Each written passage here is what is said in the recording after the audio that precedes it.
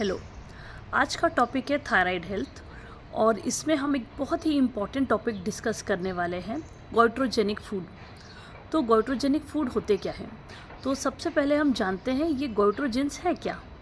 तो जो गोइट्रोजेंस है ये कुछ इस तरह के कंपाउंड है जो कि हमारे थायराइड फंक्शन में इंटरफेयर करते हैं। अब ये करते क्या है?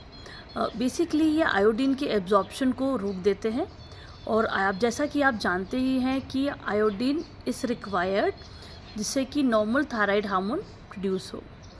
तो जो लोग जिन्हें थायराइड के इश्यूज़ है, जिन्हें हाइपोथायराइडिज्म है, उन लोगों का आपने देखा होगा कि गला कुछ बड़ा सा दिखता है, गोइटर दिखता है। ऐसे लोग फैटीग यानी बहुत जल्दी थकने की शिकायत करते हैं। ऐसे लोगों को बहुत जल्दी वेट गेन हो जाता है और साथ ही साथ वेट गेन तो हो गया लेकिन कितनी भी मेहनत करें और बहुत डाइट करने के बाद भी वेट लॉस होता नहीं है, या अगर होता भी है तो ये बहुत टेम्परेरी है एंड अगेन फिर से वेट गेन हो जाता है। और तरह तरह के हार्मोनल इम्बैलेंस इस तरह के पेशेंट देखते हैं। आइए अब हम जानते हैं कि कॉमन गोइट्रोजेनिक फूड्स है क्या। सबसे पहले हम बात करते हैं क्रूसीफेरी वेजिटेबल्स के। तो कैबेज यानी कि पत्ता गोभी, ब्रोकली, कॉलीफ्लावर, फूल गोभी, पत्ता गोभी, केल, ब्रसेल्स स्प्राउट, ये जो सारे वेजिटेबल्स हैं ये आपके थायराइड के फंक्शन को डिस्टर्ब करते हैं। इसके साथ एक अच्छी न्यूज़ भी है जो आप मेरे साथ वीडियो में बने रहेंगे तो आपसे शेयर करती हूँ। उसी तरह जो सरसों है वो भी, सरसों या सरसों का तेल भी कुछ हद तक आपके थायराइड फंक्शन को अफेक्ट करता है। अब हम बात करेंगे कुछ और फूड, स्टार्ची फूड जो भी गोइट्रोजेनिक है।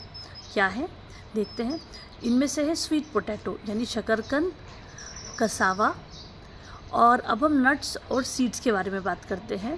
पीनट्स, मूंगफली, फ्लैक्स सीड, अलसी, पाइन नट, तो ये सारे भी गोइट्रोजेनिक फूड है। अब फ्रूट्स देखते हैं। स्ट्रॉबेरी, पीचेस, पेयर, ये भी गोइट्रोजेनिक है और ये हाइपोथायराइड के पेशेंट्स के लिए बहुत ज़्यादा सूटेबल नहीं है। अब हम दालें या लेग्यूम्स देखते हैं। तो सोयाबीन, टोफू, ये भी आपके लिए अच्छे नहीं है बिकॉज ये भी गोइट्रोजेनिक है। अब आपको मैं एक अच्छी न्यूज़ सुनाने वाली थी, वो आने वाली है, ठीक है। तो बात यह है कि क्या हम इसे कम्प्लीटली अवॉइड करें, गोइट्रोजेनिक फूड, जिन लोगों को हाइपोथायराइडिज्म है? तो इसका जवाब है नहीं, टोटली बंद करने की ज़रूरत नहीं है। अगर आपको या तो हाइपोथायराइडिज्म है या आपको आयोडीन की डेफिशिएंसी है, तो अगर आप इस तरह के गोइट्रोजेनिक फूड एक बहुत ही ज़्यादा एक्सेसिव अमाउंट में खाते हैं, मैं रिपीट करूँगी, बहुत ज़्यादा अमाउंट, एक्सेसिव अमाउंट में खाते हैं, तो ये आपको प्रॉब्लम करेगा।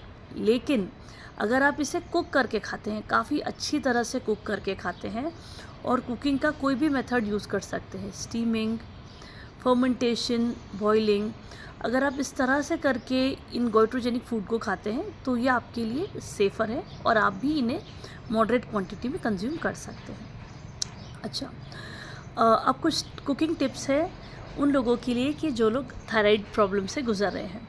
तो उनके लिए है कि अगर वो क्रूसीफेरी वेजिटेबल्स जो कि मैंने बताए थे, पत्ता गोभी, फूल गोभी, ब्रोकली, इस तरह के जो वेजिटेबल है, अगर वो उसे पका कर, उसे कुक कर कर खाएंगे इंस्टेड ऑफ ईटिंग रॉ, कच्चा खाने के बजाय, तो ये उनके लिए अच्छा रहेगा। और इन लोगों को एक बैलेंस आयोडीन इंटेक मेंटेन करना है। कैसे कर सकते हैं? आयोडाइज सॉल्ट, जो सिंपल सॉल्ट आता है आयोडाइज सॉल्ट, वो अच्छा है। अगर आप सी फूड या सी वीड्स ले सकते हैं वो भी आपके लिए अच्छे हैं।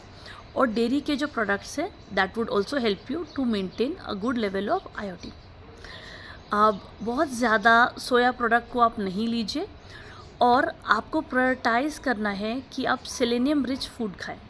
सेलेनियम रिच फूड वेजिटेरियंस के लिए एक ब्राज़ील नट करके एक नट आता है जो कि काफ़ी बड़ा होता है। आप कह सकते हैं कि अगर आमंड या बादाम को 4 गुना ले, इतना बड़ा सा, लगभग उसी शेप का एक नट रहता है जिसमें काफ़ी अच्छे तरह के ऑयल होते हैं। जब आप चबाएंगे तभी आपको समझ में आएगा।